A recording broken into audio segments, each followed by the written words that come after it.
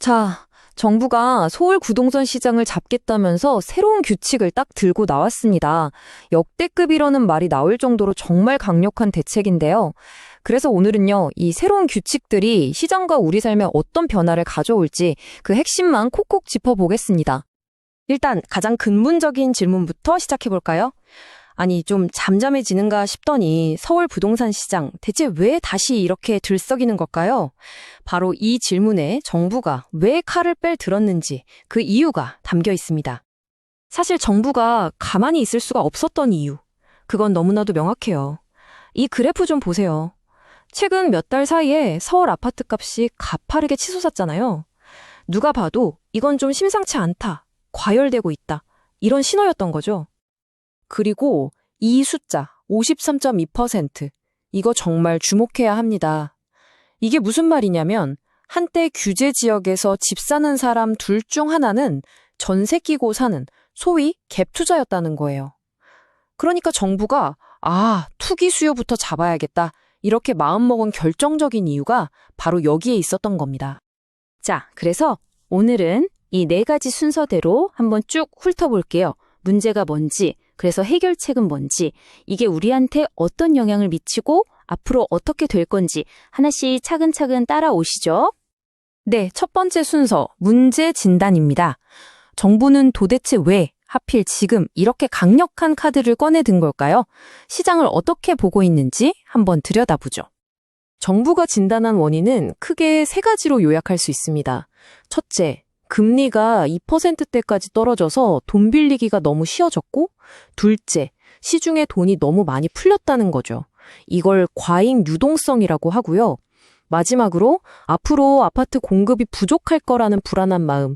그러니까 이 세 가지가 동시에 막 터지면서 시장을 뜨겁게 달궜다는 분석인 거죠. 유동성. 말이 좀 어렵죠? 이걸 아주 간단하게 말하면요, 바로 이겁니다. 너무 많은 돈이 너무 적은 집을 쫓아가고 있는 거예요.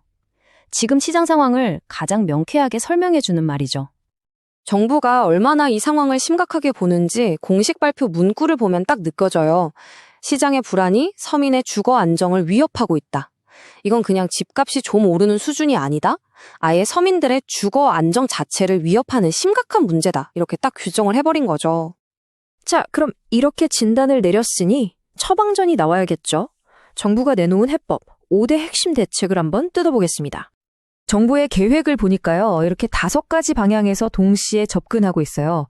수요를 억제하고, 돈줄을 죄고, 세금도 보고, 불법행위 단속하고, 공급도 챙기겠다. 세금, 단속, 공급 다 중요한데, 오늘은 이 중에서 당장 시장에 가장 큰 영향을 줄 핵심적인 변화들 위주로 한번 집중적으로 파고들어 볼게요. 이번 대책에서 딱 하나만 기억해야 한다면 전 바로 이걸 꼽겠습니다. 규제 지역을 정말 어마어마하게 넓혔다는 거. 이게 사실상 가장 강력한 한방이에요. 좀 더 구체적으로 보면요, 조정 대상 지역이랑 투기과열 지구를 서울 25개구 전체랑 경기도의 핵심 지역 12구수로 확 넓혔습니다. 근데 여기서 끝이 아니라 토지거래 허가구역까지 똑같이 묶어버렸어요. 그러니까 사실상 서울 전역이랑 경기도 웬만한 곳은 다 촘촘한 규제 그물 안으로 들어온다, 이렇게 보시면 됩니다. 자, 이제 정말 중요한 부분입니다. 그래서 이게 나랑 무슨 상관인데 하는 부분이죠. 지금부터 이 새로운 대출, 거주 규칙이 우리에게 어떤 직접적인 영향을 미치는지 알아보겠습니다. 일단 돈 빌리기가 확 빡빡해집니다. 대출 한도부터 보세요. 이제 규제 지역에서는 집값에 따라서 대출받을 수 있는 상한선이 정해져요. 특히 15억 넘는 집은 4억, 25억 넘으면 최대 2억까지만 대출이 나옵니다. 이거 집 살게 자금 계획 세웠던 분들은 완전히 다시 짜야 할 수도 있는 정말 큰 변화입니다. 근데 여기서 끝이 아닙니다. 스트레스 DSR이라는 게 또 있어요. 이게 뭐냐면 일종의 미래 대비용 금융 스트레스 테스트라고 생각하시면 쉬워요.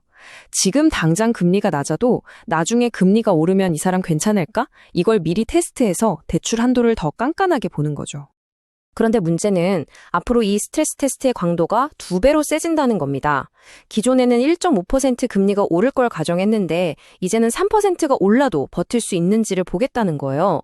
결론은 내가 실제로 손에 줄 수 있는 대출금이 더 줄어든다 이겁니다. 그리고 토지거래 허가구역으로 묶이면 따라오는 아주 강력한 조건이 있죠. 바로 2년 실거주 의무입니다. 이제 이 지역에서 집을 사면 무조건 내가 들어가서 2년은 살아야 돼요. 전세 주고 집 사는 거, 소위 말하는 갭 투자는 이제 원천적으로 불가능해지는 겁니다. 자, 그럼 정리를 한번 해볼까요? 이번 대책으로 누가 가장 큰 영향을 받을까요?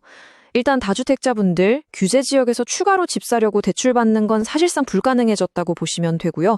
둘째, 집이 있는데 전세대출 받으려는 분들, 그 전세대출 이자까지 DSR에 잡히면서 다른 대출 한도가 줄어들 수 있습니다.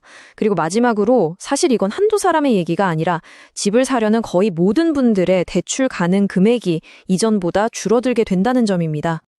자, 그럼 마지막으로 앞으로 어떻게 될지 한번 살펴보겠습니다. 이 새로운 규칙들 도대체 언제부터 시작되는 건지, 그리고 장기적으로 시장은 어떻게 흘러갈지 한번 짚어보죠. 시행 일정을 보면요, 정부가 정말 서두르고 있다는 게 느껴져요.